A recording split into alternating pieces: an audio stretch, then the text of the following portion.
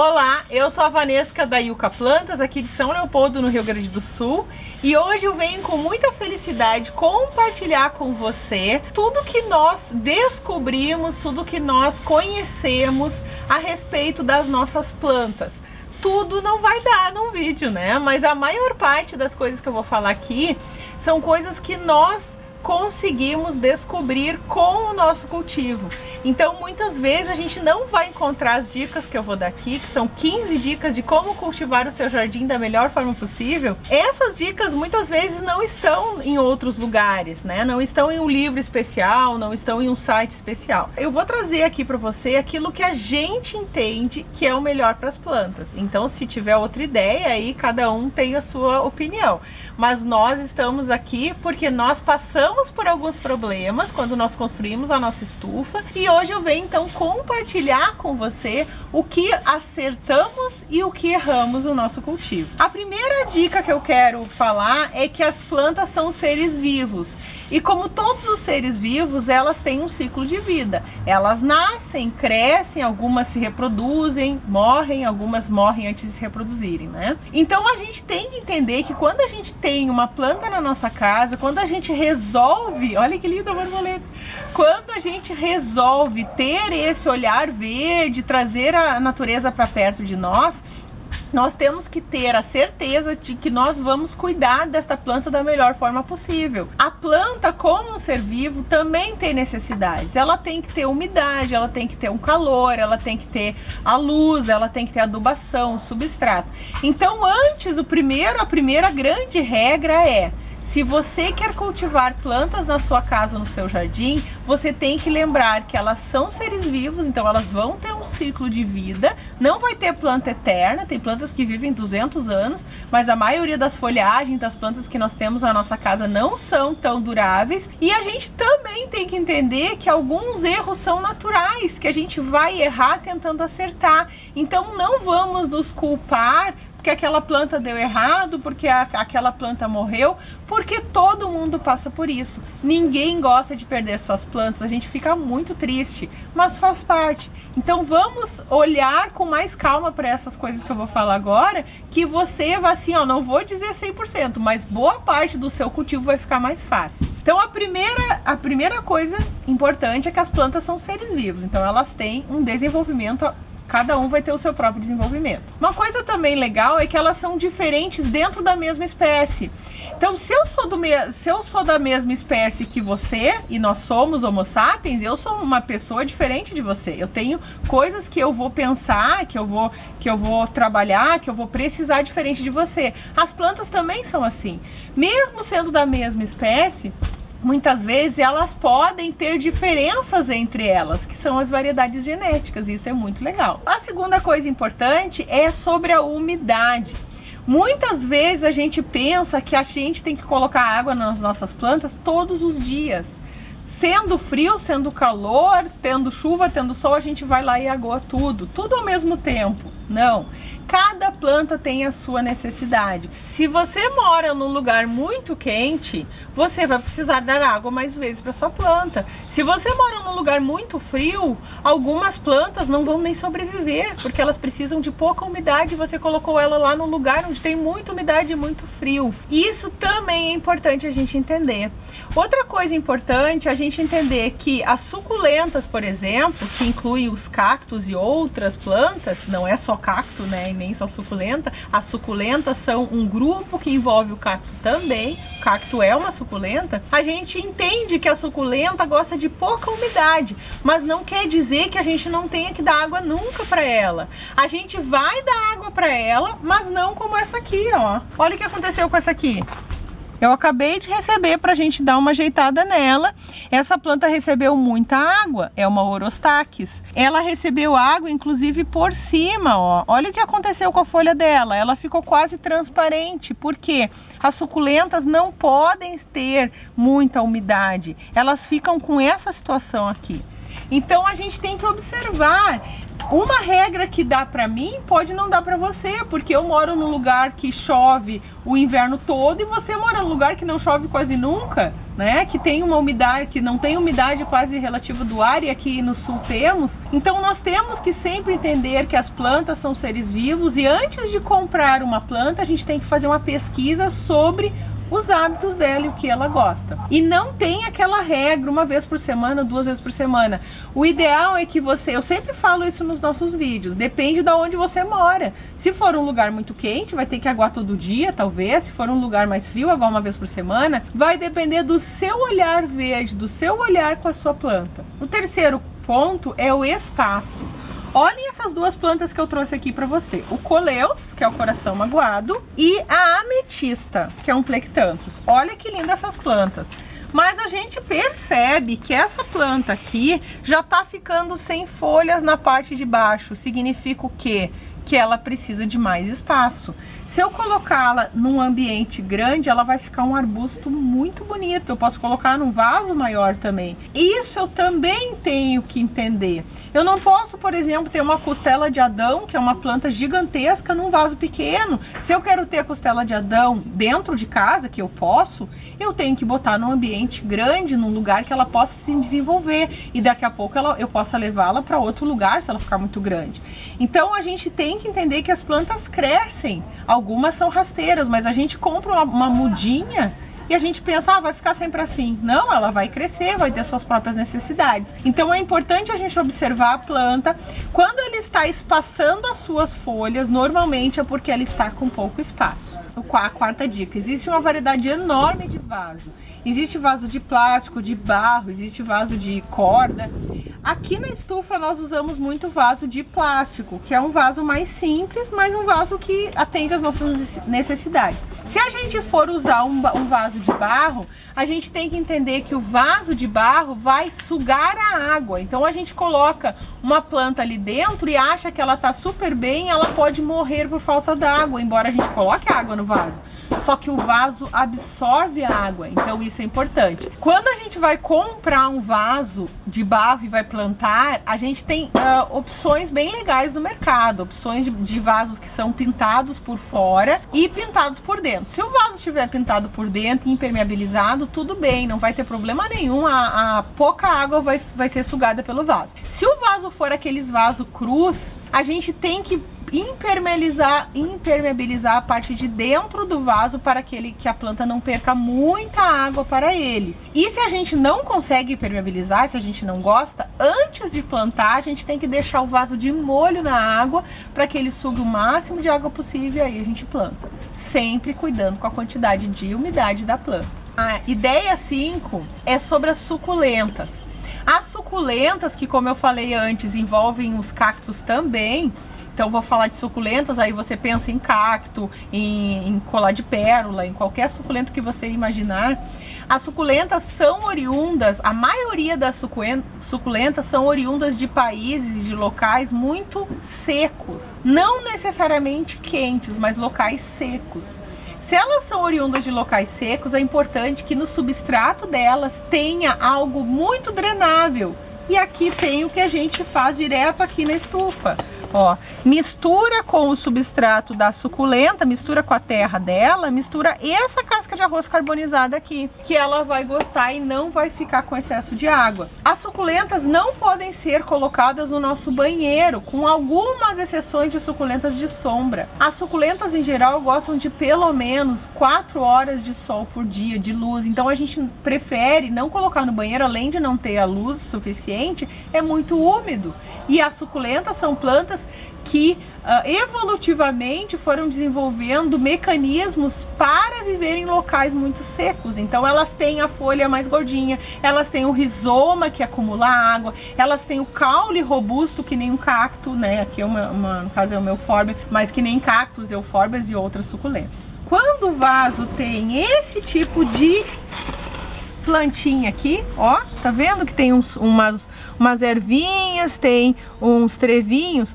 Quando o vaso tem trevo, é um sinal de falta de cálcio. Então eu sei que essa minha plantinha aqui tá faltando cálcio para ela. Então eu vou colocar um NPK orgânico e junto com os outros adubos e vou colocar cálcio, vou colocar uma farinha de osso, vou colocar uma casca de ovo, né?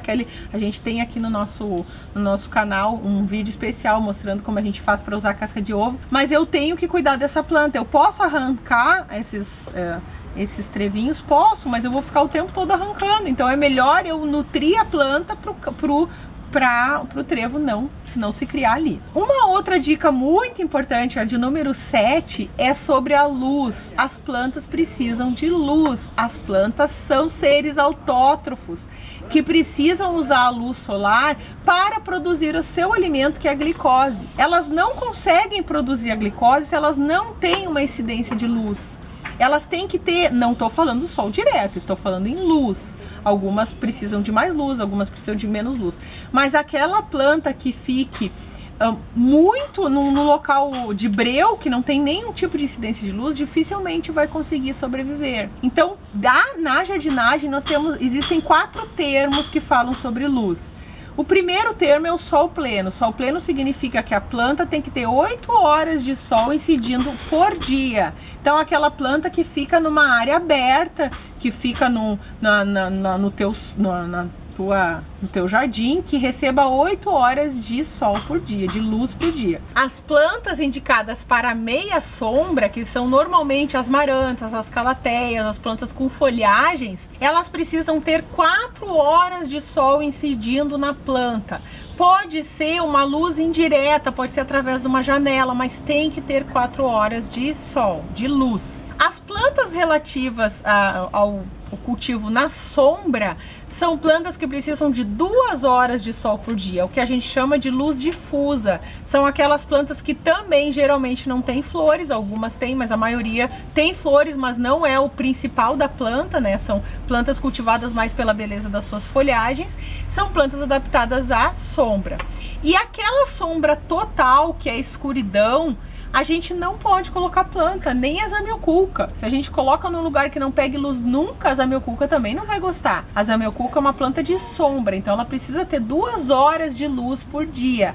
Isso é muito importante, porque às vezes as pessoas colocam a planta num local que não pega nada de luz. A planta não vai conseguir fazer fotossíntese e vai morrer. Agora, eu tenho um local que eu gosto de plantas, mas não tem janela, eu não tenho sol, a luz, mas eu quero ter plantas, tá? E eu não quero ter planta artificial. Então o que eu faço? Eu uso uma lâmpada chamada Grow Light, que é uma lâmpada que simula a luz do sol, com diferentes comprimentos de onda. Então não é o ideal para tua planta, mas se você quer fazer isso na sua casa, ela vai gostar, porque ela precisa dessa luz. Então se tem um lugar que tu vê que não pegue nada de luz, coloca uma Grow Light ali, são lâmpadas um pouco mais caras, mas o bom é que elas são LED, então elas não gastam tanto. E essas Grow Light geralmente são 3, né, que tem que colocar. Tem algumas agora maiores, que tu coloca uma só que tenha os 3 comprimentos de onda, e essa planta pode crescer então em ambiente artificial. Muitas estufas são feitas dessa forma. Tem locais que existem plantações do subsolo dos edifícios que não tem incidência de luz solar, mas tem essas Grow Light. Então, se você quer realmente ter plantas dentro da sua casa e não tem luminosidade suficiente, coloca uma Grow Light que ela vai gostar. A gente tem que pensar no local da planta. Se a gente tem um local grande, a gente coloca muita planta, né? A gente agora tem uma invasão verde, todo mundo quer planta na sua casa, uma coisa maravilhosa que está acontecendo com as pessoas estão trazendo o seu jardim para dentro de casa. Mas é importante a gente entender que as plantas precisam de um local apropriado, então a gente não pode, é legal a gente entender também isso. Aí elas têm que ter um lugar para crescer, elas têm que ter um lugar para se desenvolver, elas têm que ter luz. Então daqui a pouco tu tem um local que pega uma determinada quantidade de luz e tu coloca tanta planta que a planta que tá mais longe não recebe nada de luz. E aí tu fica triste porque tu achou que deu certo e não deu.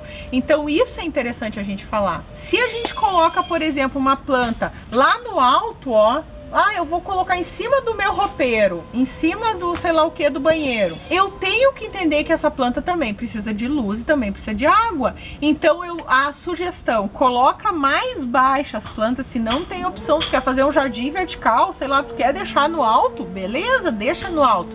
Mas cuida, tira ela do alto. Essa hipomeia, por exemplo, maravilhosa, precisa de muita água. Tira, coloca a água e devolve para o lugar onde ela estava. Mais uma dica especial, tem uns regadores que tem o bico comprido e tem uma articulação embaixo que a gente aperta, bota a água dentro do regador, ele tem uma haste comprida, tu bota lá na planta que tu quer aguar e aperta e ela vira. Então é uma forma de tu fazer isso, tu não quer todo dia tirar a planta lá de cima.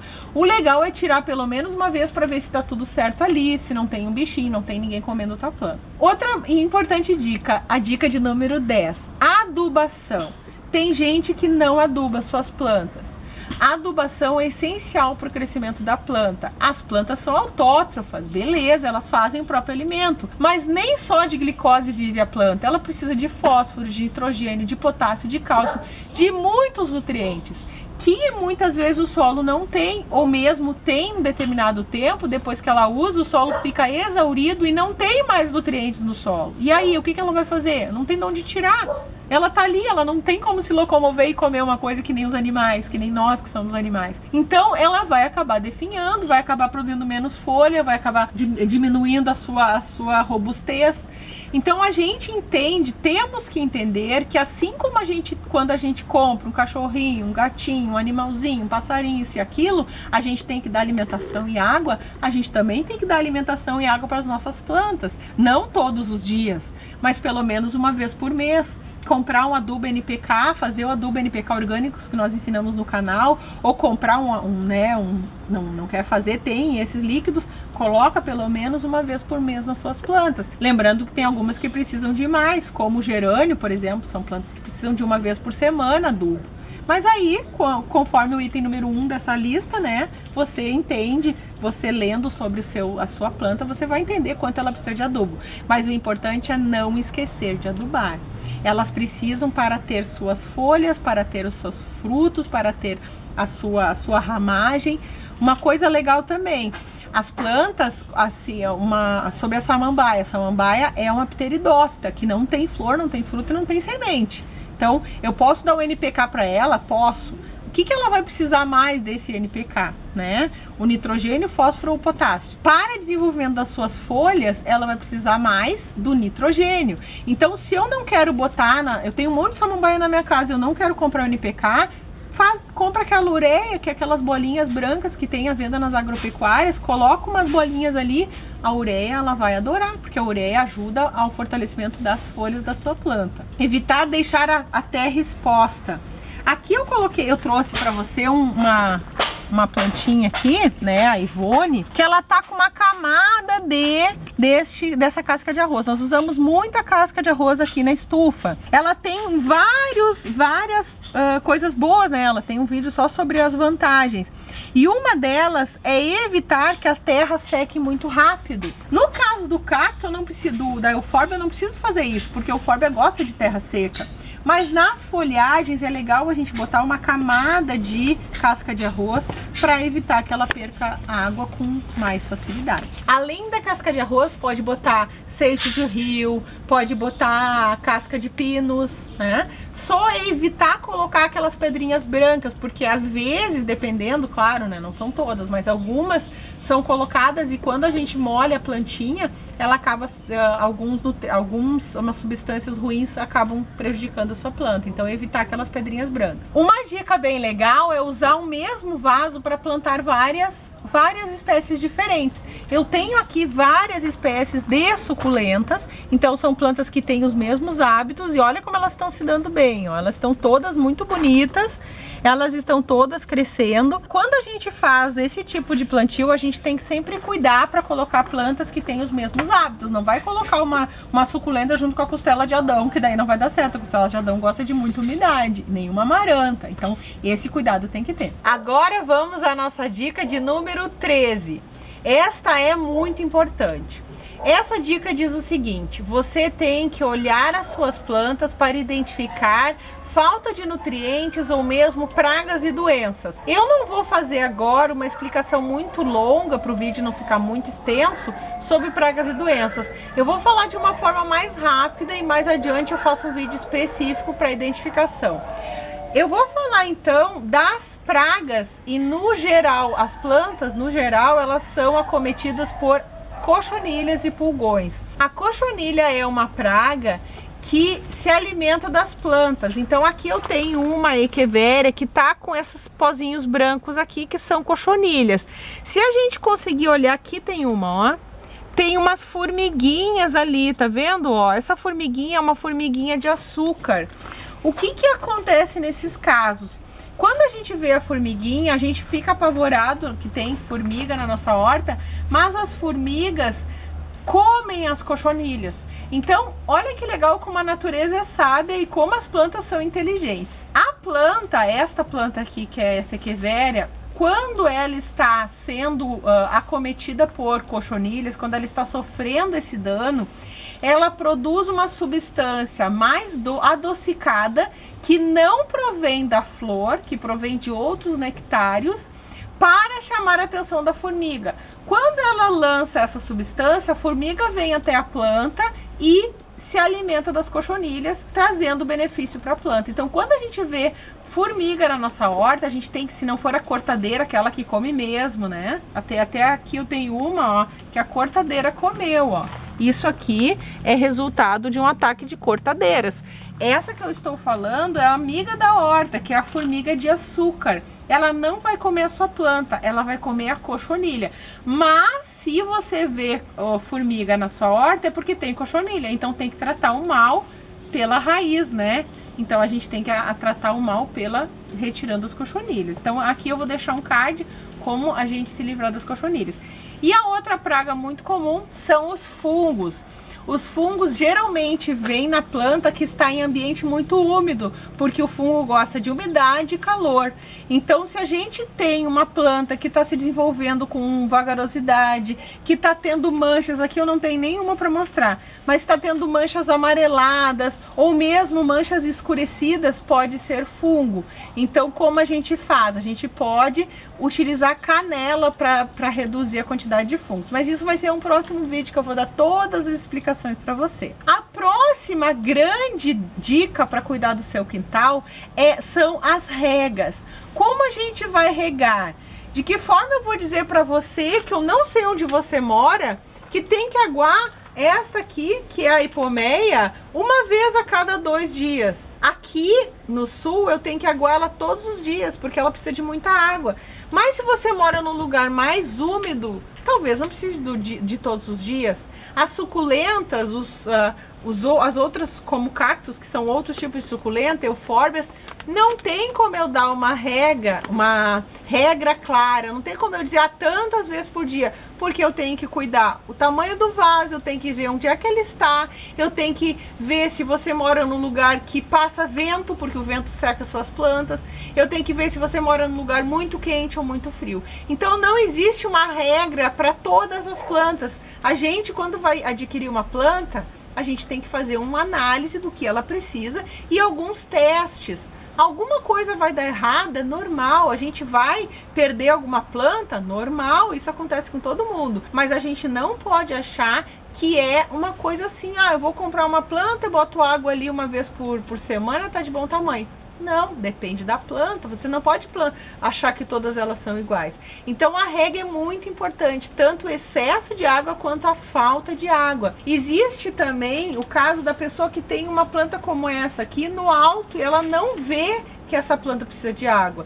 Então é importante que ela tenha esse olhar, que ela possa retirar do alto, olhar se a terra está seca. Existe um teste bem legal que eu já falei em outros momentos para você no canal, que é o teste do palito. O teste do palito diz o seguinte: se você pegar um palito de dente, colocar próximo à raiz e sair molhado é porque não precisa aguar. Se sair seco é porque precisa aguar, que nem, sabe, que nem bolo quando tá pronto. A gente só vai colocar a água quando a gente vê que está seco. E a última dica, e muito importante, é sobre o substrato. Existe uma enormidade de possibilidades do substrato. Nós aqui no canal já ensinamos vários substratos, principalmente substrato de suculenta. E uma coisa que é o coringa em qualquer substrato é a casca de arroz carbonizada, que nós já falamos no canal. Por que ela é o coringa? Mesmo aquelas plantas que não precisam de substrato muito drenável, essa casca de arroz vai permitir que a água não fique ali grudada na terra, vai fazer com que tenha uma boa possibilidade, uma boa quantidade de nitrogênio e carbono, e vai dar a possibilidade das raízes de ficarem mais aeradas. Então, a casca de arroz, ela não serve somente para suculentas, ela serve para todas as plantas. Eu tenho uma planta que precisa de mais umidade, eu vou botar 10% de casca de arroz, ou só em cima, né, como a cobertura que eu tinha falado. Eu tenho uma planta suculenta, eu vou botar metade, metade. Eu tenho uma planta suculenta, mas que não gosta de tanto calor, eu vou botar 25 aqui e 75% da terra. Isso é muito importante. Então, analisar o substrato, saber onde a planta está, o que ela precisa, é muito importante. Hoje, nos locais que a gente compra, tem muitas possibilidades de substrato diferente. Tem, inclusive, substratos prontos para orquídeas, para suculentas. Mas o legal é a gente fazer os nossos testes. É a gente comprar a casca de arroz, a gente comprar uma terra adubada, misturar, botar a mão na terra, ver o que a planta precisa e seguir o baile, que vai dar tudo certo. E hoje eu tenho a maravilhosa Bettina Plantas, com várias maravilhosas plantas. Ela tem um canal muito legal aqui no YouTube, e segue o vídeo dela. Espero que vocês gostem, e eu estou aguardando mais vídeos para comemorarmos juntos os 300 mil inscritos. Um grande abraço, Bettina, muito obrigada pelo vídeo. Espero que você tenha gostado dessas dicas. Um grande abraço e até o próximo vídeo. Vanesca, meus parabéns pelos 300k.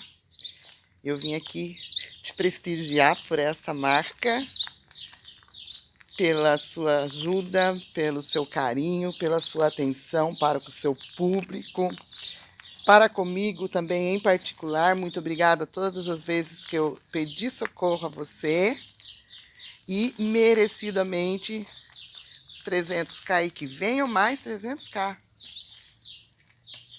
Mostrando aqui um pouquinho do meu jardim para vocês. Bem simples, bem caseiro. E eu sou colecionadora de suculenta. Então, vou mostrar um pouquinho aqui para vocês verem a minha coleção. Meu nome é Elizabeth, sou de Botucatu, São Paulo. E parabéns, Ilka Plantas.